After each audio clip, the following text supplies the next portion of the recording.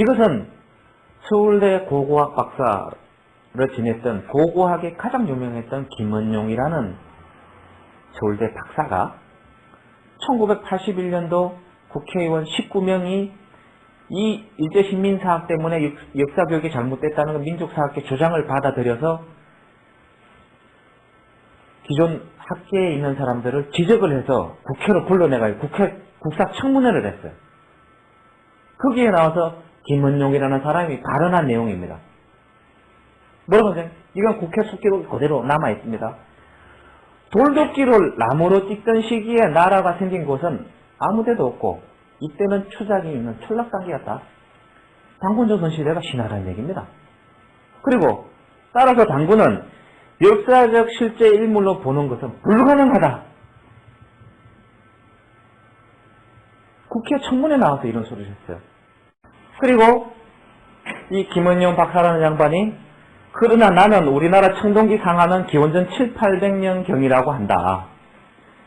고조선의 동도철에겠던 치우천왕의 역사 27세기까지는 갈 수도 없고 아무리 봐줘봐야 기원전 700~800년 정도밖에 못 올라간다라고 얘기한 거예요. 그런데 일본 사람들이 왜 35년 동안 당군조선을 신화화하는데 그렇게 노력을 했겠습니까? 그 이유를 혹시 아시는 분 있으세요? 일본의 역사를 보면은 만세일겔의 역사다 해서 120대의 왕들이 쫙 통치를 한 걸로 일본 서기에 일본 민족 사서에 나와 있는데 자기들의 역사가 어디서부터 출발되는가 하면은 기원전 600년부터 출발을 합니다. 그러니 우리 저희 말하는 동이민족을 지배를 하기 위해서 이 한반도 땅에 왔는데 와서 보니까 이것은 기원전 2334년도 아니고 기원전 7000년까지 올라가니까 이 민족을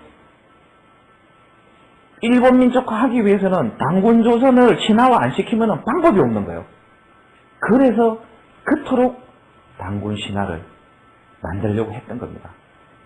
그러면은 자기들은 기원전 6세기부터 역사가 있고 조선 반도는 AD 3, 4세기에서야 겨우 국가 형태가 갖춰진 미개한 민족이고 자기들이 선대했다는 것을 인식시켜주기 위해서 역사를 발표하게 된 겁니다. 그런데 1981년도 국사청문회에서 고고학의 제일 원로인 김은용 박사가 돌도끼 운운을 했다는 게 그때 당시에 학계의 역사 인식이랍니다. 지금도 그렇다면 이게 얼마나 가슴 아픈 얘기입니까? 우리 민족 사서에 보면은 1대 당군 왕건부터 47대 고열가 당군까지 2096년의 역사가 너무나 자세하게 한 사람 한 사람의 취적까지 다 언급이 되면서 역사가 나옵니다. 그런데 당군들의 무덤을 아직 못 찾았어요. 치우천왕처럼 47대 당군 중에 한 분의 무덤이라도 발굴이 된다면은 구리국부터 당군조선 시대까지의 역사는 그런 실존의 역사가 되는 겁니다. 그런데 다행히도 중국 민족들이 너희들은 당군조선은 항상 한족의 지배를 받는 예속의 역사를 했다는 것을 남겨두기 위해서 기자의 역사를 살려놨다는 거예요. 다수에. 얼마나 다행한 일입니까? 자, 기자는 기원전 11세기에 활동한 은나라 시대 신하입니다. 신하인데 주무왕이 은나라를 멸하면서 기자를 조선에 봉했다고 그래요. 그러면 기자가 주무왕이 은나라를 멸하고 그때 당시에 대사상가였던 기자를 조선 땅에 가서 살게 했다. 그러면은 기자가 살았던 지역이 조선 땅의 바로 서쪽 경계가 되는 겁니다.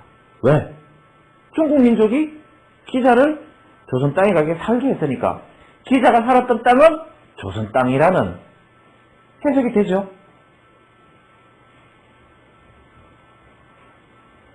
그런데 사설 기록이 어떻게 되어 있느냐?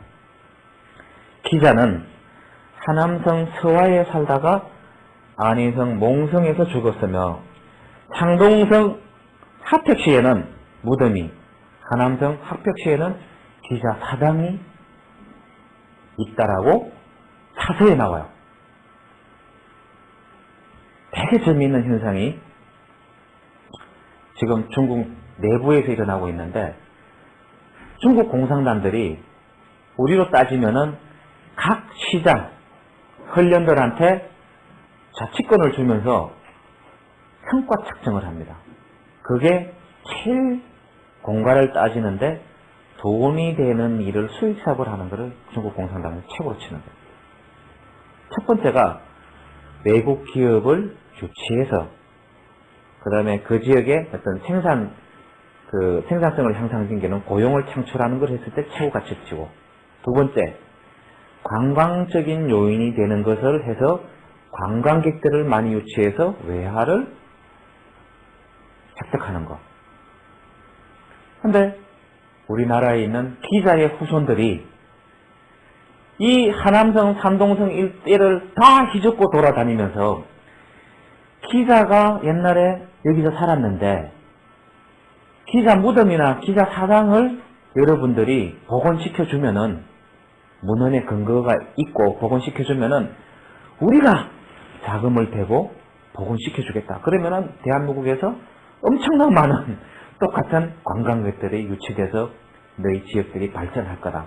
그랬더니만 바로 산동성 합벽시하고 하택시하고 하남성 합벽시 정부에서 야, 우리 옛날에 내려오던 그 시지에 보니까, 현지에 보니까 진짜 있더라.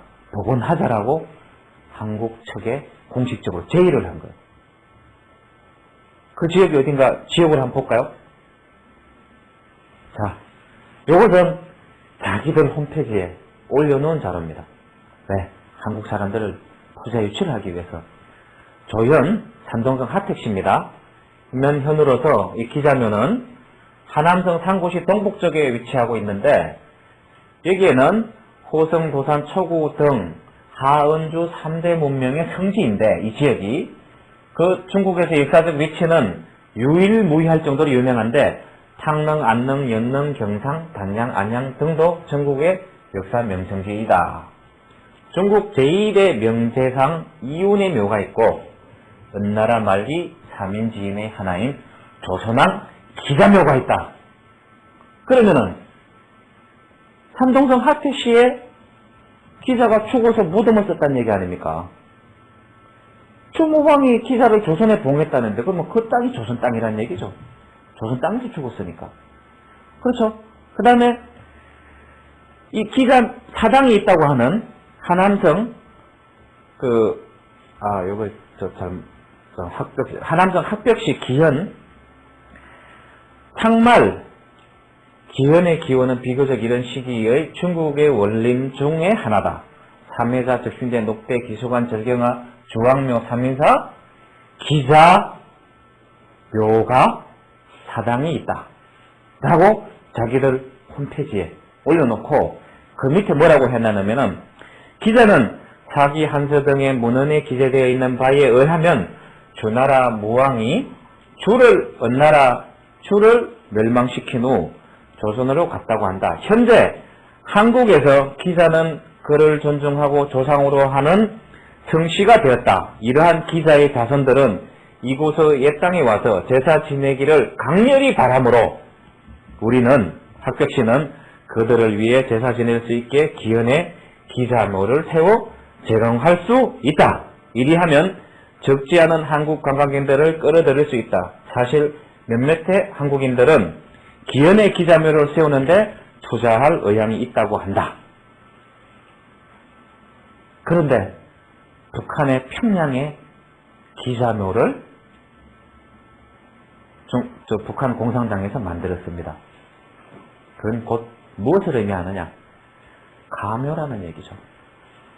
가묘.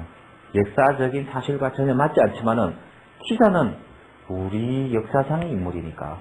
은나라는 단군조선의 제후국입니다. 제후국의 신하였던 기자가 단군조선의 변방에 와서 사는 거는 당연한 얘기죠. 그 위치가 어디냐? 자, 산동성 학벽시에는 기자 묘가 있고, 그 다음에 산동성 하택시에는 기자 사당이 있어요. 학벽시, 하택시에 시정부에서 공식적으로 대한민국에다가 복원하자고 구애를 하고 있어요. 그 다음에 사서에 보면은 기자는 서화에 살다가 안희성 몽성에서 죽었다고 되어 있습니다. 자, 그러면 기자의 활동 반경이 어디입니까? 잠시 은나라가 낙양을 중심으로 있다가 멸망을 하자 기자가 산서성 태원요역에 깃땅에 살다가 결국은 죽을 때는 하남성으로 돌아와서 죽었다는 그 역사적 사실이 중국 정사에 그대로 기록되어 있다는 겁니다. 그럼 제가 처음에 얘기했듯이 주무왕이 기자를 조선에 봉했다고 하는데 우리 기록에 기자가 와서 왕이 됐다는 기록은 하나도 없습니다. 단 이 사실로 보면은 기자가 살았던 요 지역이 당군소선의 서쪽 경계가 된다는 얘기입니다. 그렇지 않습니까? 자, 치우천왕의 역사를 추적을 하면은 치우천왕의 강력을 당군왕건이 그대로 이어받았다는 역사적 사실하고도 그대로 합치가 되는 거죠. 그렇지 않습니까?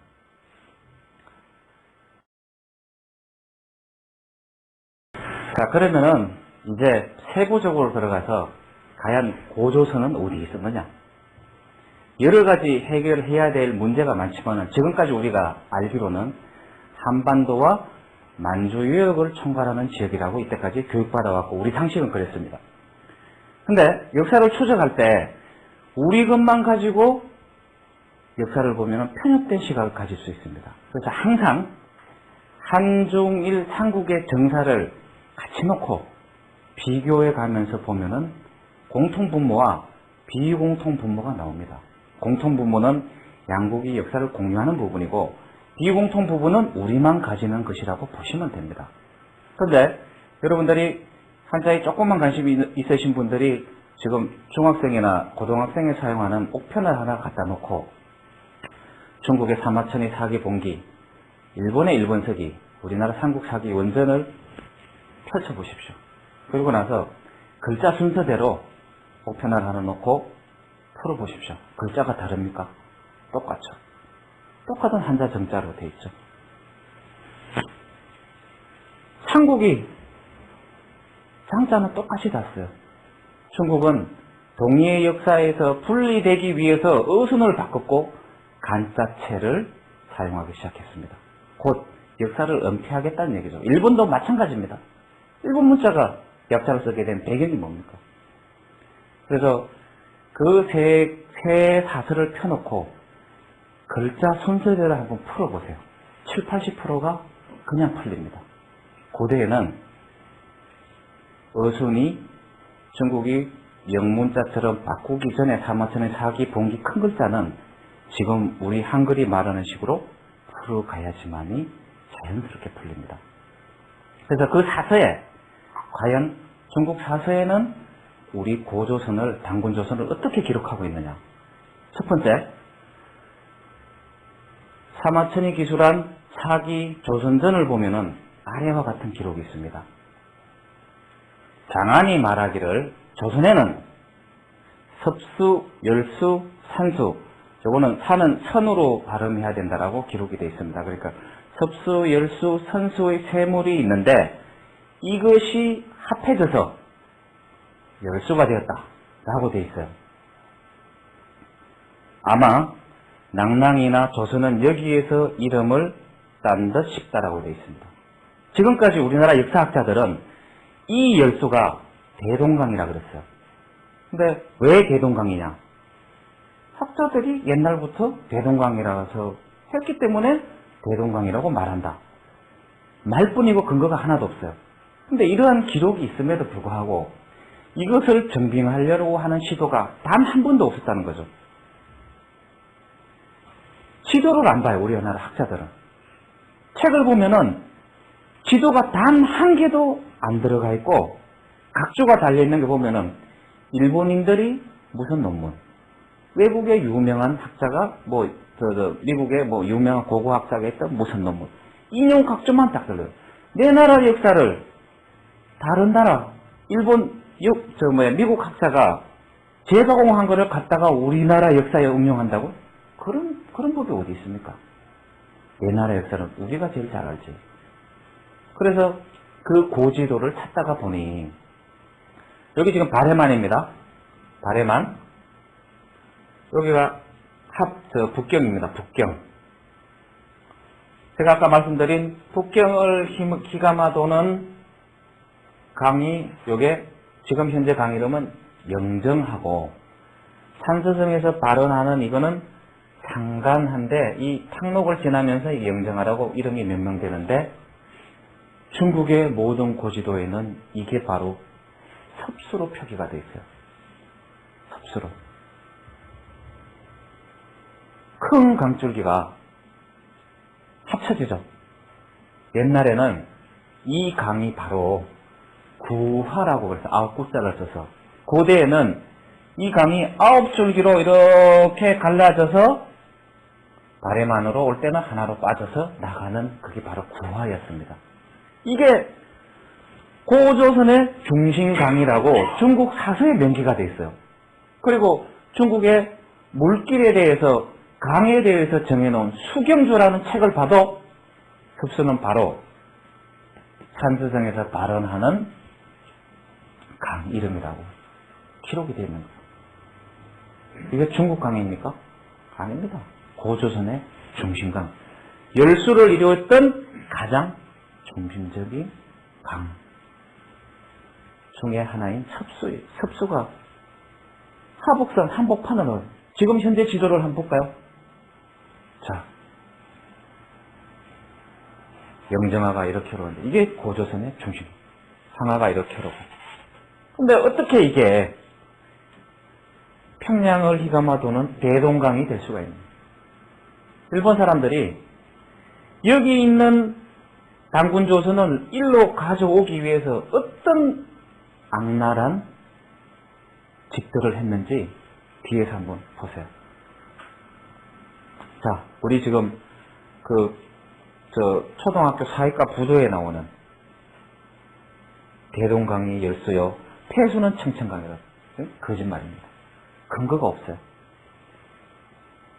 그 다음에 단군조선의 변방의 일부였던 위만조선의 왕금성은 평양이 아니라 중국 하북성 청래였다.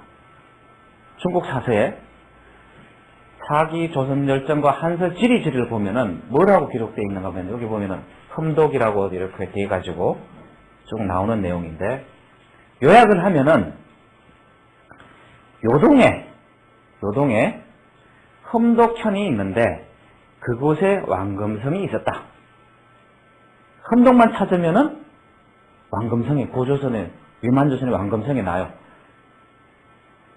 한무제가 수륙 양군을 보내서 멸망시켰다는 그 위만조선의 왕금성이 나옵니다. 근데 흠독현은 어디냐? 하북성 창녀라라고 기록을 하고 있어요. 이 창녀유기에 고조선의 왕금성이 있었다는 얘기인데 바로 자 이게 고조선의 중심강인 영정하, 섭수 요게 중국의 그 다음에 난하까지 요하까지 오기 전에 가장 큰 난하가 빠지는 바로 옆에 창녀라는 도지가 지금도 있어요. 거기가 위만조선의 왕금성이라고 중국 사서에서 딱 적시를 하고 있는데 언제 장안에 있던 요 밑에 장안에 있던 한나라가 평양까지 와가지고 멸망을 시키고 한사군을 여기다 만들어 놓고 일로 갔다는 다시 들어갔다는 얘기인데 이거는 날조된 거짓말이라는 얘기죠. 홍원성은 여기를 노렸으면 여기에다 한사군을 설치했겠죠, 당연히. 근데 그게 사서의 기록에 백일하에 드러납니다. 자, 이게 한반도 내 한사군설을 정빙시켜주는 점재현 신사비라고 하는 북한의 국보로 지정되어 있는 비석입니다. 우리나라에서도 국보로 알고 있고. 근데 이게 뭐냐면은 조선사 편수회에서 조선사 37권을 날조한 금소력이라는 일본 학자가 이 점재현 신사비를 조작을 하는데 어떻게 조작하는지 잘 보세요. 점재현 신사비는 기원전 108년에 한나라가 고조선을 점령하고 그 영역 안에 설치하였던 낙랑군 25형 가운데 하나다. 점재현 신사비는 이 현에서 풍령들기를 기원하여 호랑이 산신에게 제사 지냈던 산신당에 세운 비이다. 비의 높이는 이렇게 화강석재의 비이고 그 비 앞면에 79자의 글자가 있는데 이 비석을 하북성 바로 위만조선의 왕건성이 있었던 창녀 옆에 이렇게 풀이 잘 자라지 않는 검은 돌로 된 갈석산이라는 산이 있습니다. 그 산에 이 비석을 새겨 넣은 거예요. 근데 이거를 일본 학자 금성룡이라는 사람이 그때 당시에 그 밑에 서기로 이병도 신석호 씨가 들어가 있었다 그랬죠. 봤을 거라는. 정으로 이 비석을 바위에 새기 전 정으로 쪼아가지고 평남 엄천군으로 싣고 왔어요. 이 비석을. 그래 놓고 나서 사진을 찍어가지고 왕금성을 멸하고 한사군을 세웠던 증거라고 이게 국보 1호였습니다. 국보 1호. 한낙랑군 제 반도서를 주장하는. 그런데 이걸 누가 증빙을 했느냐? 아까 교원사와 진분을 감정한 서울대 고고학 손보기 교수가 자 봐요. 점재현 신사비도 그 사단법인 한배달에서 토론한 내용입니다. 지금 평남 온천군에는 2000년 전에는 물이 들어왔던 곳인데 어떻게 그곳에 비를 세울 수 있느냐. 일본어를 끌고 오다가 무거우니까 중간에 떨어뜨려 놓고 사진 찍어버린 거예요. 옛 사람들은 비를 세우기도 하였지만 산에 바위를 쪼아내고 그곳에다 꽉 끼워 맞는 비를 세우기도 하였어요. 갈석산에 보면은 신사비 크기의 바위를 쪼아낸 자국이 있으며 신사비의 돌을 조금 떼어내고 갈석산의 돌을 떼어서 맞춰보면 딱 맞아요. 일본인들이 배로 실어다가 10리밖에 못 와서 그곳에 뉘어놓고 놀고 있던 어린이들을 배경으로 뒤에 사진을 찍어서 그곳이 낙랑의 점재현이다. 그러니 확실히 낙랑군이 아니라고 주장을 합니다. 이게 이제 35년 동안 일어났던 실제 사건입니다. 그러니까 이 비 내용이 어떤 거냐? 제가 이제 말씀드렸던 그 비로 낙랑군이 있었다는 것을 알 수 있고 점재현이 있었으며 점재 현장이 하늘에 제사 지내던 비였어요. 방향이 갈석산에 맞으며 돌산을 쪼아 다른 비석을 그곳에 맞춘 것이지요. 갈석산은 어디 있냐? 산해강 근처에 있다. 바로 유만조선의 왕급성의 창녀 인근에 있다. 그리고 손보기 교수가 마지막에 이런 진술을 합니다. 낙랑이 세우기 전에는 1인들이 갖다 놓을 수 없었어요. 이런 것들을 만화로 하고 싶어요. 또 하나, 이승만의 위정을 만화로 해 일반에게 알리고 싶어요. 이승만의 가장 큰 죄는 일본이 패망한 뒤 대한민국을 세울 때 친일파들을 등용해 애국자로 만든 것이지요. 그때 국가로부터 포상을 받은 사람은 이승만과 이시영밖에 없어요. 그때 일제 신민사학에 부역했던 친일 단체들을 정리를 했더라면 오늘날 역사가 이렇게 되지 않았겠죠. 그런데 손보기 교수만 증언한 게 아니라 김일성대학교 사회과학연구원에서 역사 교수들이 이게 하도 남한에서는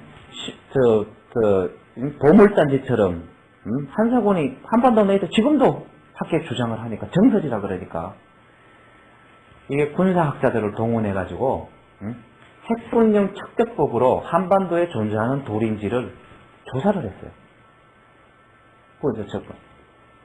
근데 측정을 해보니까 생선연대가 한반도에서 찾아볼 수 없는 돌이다 라고 결론을 딱 내렸어요.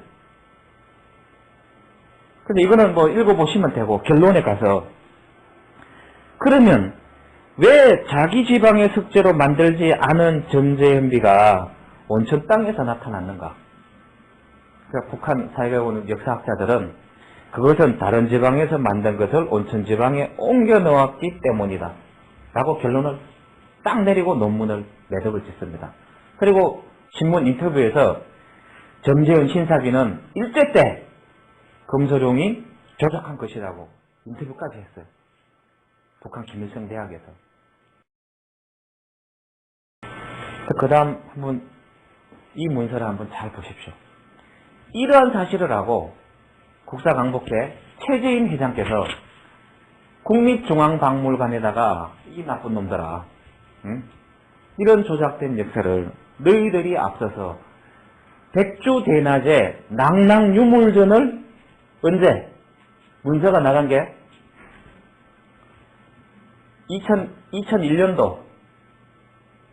2001년도에 나갔어요. 2001년도에 나갔는데 여기 보면 나오지. 2001년도 8월 1일 문서를 보내는데 회신이 왔어요. 2001년 8월 1일 날. 중앙박물관에서 낭낭이 한반도에 없는데 너희들 왜 날조하느냐 했더니만, 하여튼 관심을 표명해 주셔서 대단히 감사합니다. 우리 관에서는 우리나라 고대 역사 및 문화와 밀접한 관계에 있었던 낭낭군의 역사적 위치와 그 문화적 특징을 조명해 보고자 특별정 낭낭을 말은 현재 전시 중에 있습니다. 2002년 8월 달에. 귀하께서도 아시다시피 낭낭군의 위치에 대해서는 조선 후기 실학자들 이래로 많은 논란이 있어 왔고 지금도 여러 견해들이 있습니다만, 그간의 발굴조사와 연구 결과를 바탕으로 교육인격자원부, 국사편찬위원회의 국정국사교과서를 비롯하여 국사학계 여러 개설서에서 보다시피 낭낭군 재평양설이 일반적인 통설입니다. 우리 관에서도 이러한 통설을 참고하고 서북한 지역에서 출토된 다양한 낭낭 관련 유적 유물을 고고학적 방법으로 관찰 분석 검토하여 이번 전시회를 준비하고 있음을 알려드립니다. 기하의 회량을 바람하지 않습니다. 지금 학계는 이 설에서 단 한 발자국도 진전되지 않았습니다. 일본인 금소룡이 정으로 찧어서 조작한 점재현 신사비를 중국 대륙에 있어야 될 조선 땅을 싸움 한 번 안 해주고 2330년의 역사를 이 천리를 한반도로 강력을 밀어내고 이런 역사 역적 집도를 하고 있다는 거죠. 그리고 이제 기원전 108년에 한사군을 설치했다는 그 전쟁을 한번 살펴보자는 거예요. 지금까지 우리는 잘못된 지식을 알고 있는데, 우리가 학교에서 지금 대학 교재에도 이렇게 통설로 교육하고 있는 게 BC 194년 조성완 준을 몰아내고 왕금성의 도읍을 정하고 위만조선을 세운 연나라 사람 이만은 그 손자 우거 때에 이르러 BC 108년에 한나라 무제의 공격을 받고 왕금석이 항락을 당해 멸망하고 그 땅에 한나라가 한사군을 처치하였다.